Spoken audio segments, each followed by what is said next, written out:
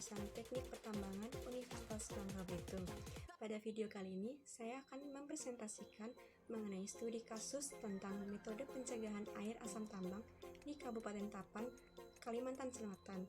Yuk, simak videonya.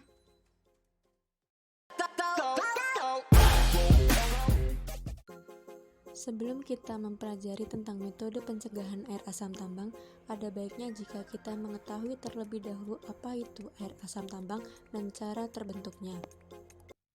Yang pertama, apa itu air asam tambang? Air asam tambang adalah air yang berasal dari tambang atau batuan yang mengandung mineral sulfida tertentu yang terpapar dan dalam keadaan teroksidasi. Air asam tambang sendiri bersifat asam dengan tingkat keasaman yang tinggi dan sering ditandai dengan nilai pH yang rendah, yakni di bawah 6. Hal ini merupakan hasil dari oksidasi mineral sulfida yang tersingkap oleh proses penambangan dan terkena air. Proses terbentuknya AAT. AAT muncul dari adanya singkapan tanah yang mengandung pirit, bereaksi dengan udara dan air hujan. Reaksi AAT pertama adalah reaksi pelapukan dari pirit disertai proses oksidasi. Ilustrasi proses terbentuknya AAT dapat dilihat pada gambar, di mana mineral sulfida yang terpapar dengan oksigen bereaksi dengan air. Untuk reaksi pembentukan air asam tambang dapat terjadi berdasarkan tahapan reaksi sebagai berikut. Yang pertama, oksidasi mineral sulfida pirit oleh kehadiran oksigen, di mana pirit bereaksi dengan oksigen dan air menghasilkan besi fero, sulfat, dan keasaman. Yang kedua, oksidasi besi fero menjadi besi feri oleh kehadiran oksigen, di mana besi fero bereaksi dengan oksigen dan keasaman menghasilkan besi feri dan air. Yang ketiga, hidrolisa besi feri, di mana besi feri bereaksi dengan air menghasilkan besi hidroksida dan keasaman. Kemudian reaksi lanjutan yakni oksidasi pirit oleh oksidan besi feri, di mana pirit bereaksi dengan besi feri dan air, kemudian menghasilkan besi fero, sulfat, dan keasaman.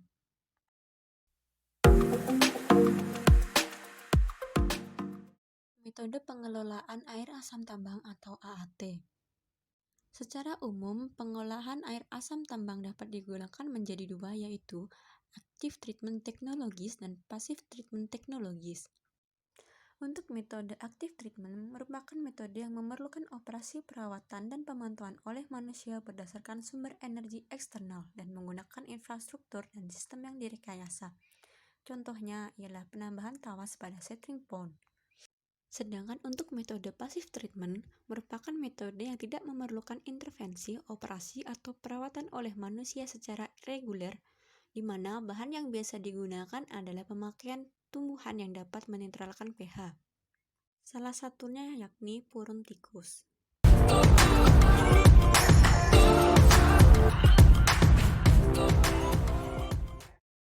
Pengelolaan air asam tambang di Kabupaten Tapin, Kalimantan Selatan.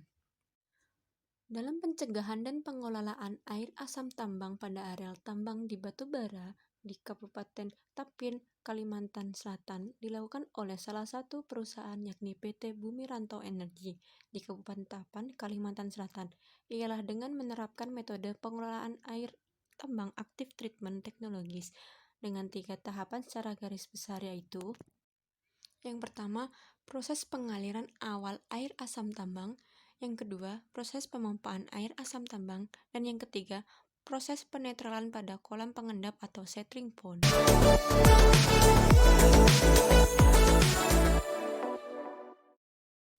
Proses pengaliran awal air asam tambang. Pada proses ini, pengaliran dilakukan pada air yang berasal dari lubang bukaan, tambang atau pit, dan unit pengolahan atau crusher, sampai akhirnya dikembalikan lagi ke lingkungan. Apabila hujan turun, air yang berasal dari lubang bukaan tambang atau pit akan bereaksi dengan mineral sulfida, pirit, dan oksigen yang akhirnya teroksidasi, sehingga terbentuk air asam tambang. Air dari pit selanjutnya dialirkan menuju sumuran atau SAM.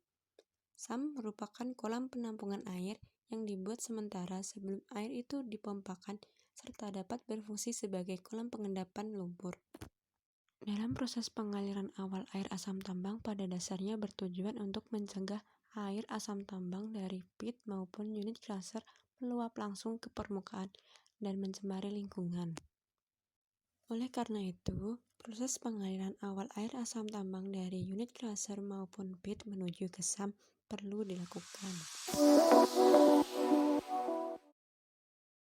Proses pemompaan air asam tambang. Pada proses pemompaan air asam tambang ini berfungsi untuk memindahkan atau membuang air dari tempat yang lebih rendah, yaitu SAM, pada rantai kerja penambangan ke tempat yang lebih tinggi atau keluar tambang. Volume air yang tertampung dalam sumuran atau SAM jumlahnya akan semakin bertambah jika sejumlah air tersebut tidak dipindahkan ke kolam pengendapan, yang akhirnya dapat menghambat kegiatan penambangan. Oleh karena itu, perlu dilakukan pemompaan menuju kolam pengendapan atau settling pond. Untuk ilustrasi proses pemompaan air asam tambang dapat dilihat pada gambar, di mana posisi settling pond berada lebih tinggi dibanding SAM, sehingga untuk memindahkan air dari SAM menuju ke settling pond diperlukan proses pemompaan.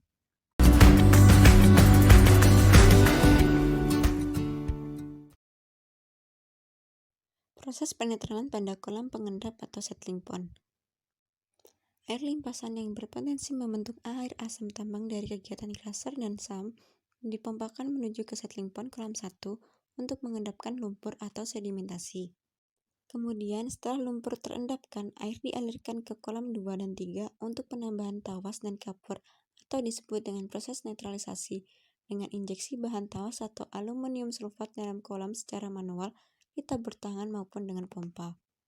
Setelah air dari kolam 3 jernih, maka air akan dialirkan ke kolam 4, difungsikan sebagai kolam parameter atau acuan dengan pemantauan pH air, karena air di dalam kolam terakhir ini akan langsung dialirkan ke badan sungai. Dalam proses penetralan pada kolam pengendap atau settling pond, penambahan tawas atau bahan kimia lainnya digunakan untuk menaikkan pH air, sehingga sesuai dengan baku mutu pH air normal. Hal tersebut dilakukan agar air yang dilepas ke badan sungai benar-benar aman dan tidak mencemari lingkungan. Sekian video dari saya, semoga bermanfaat. Terima kasih. Wassalamualaikum.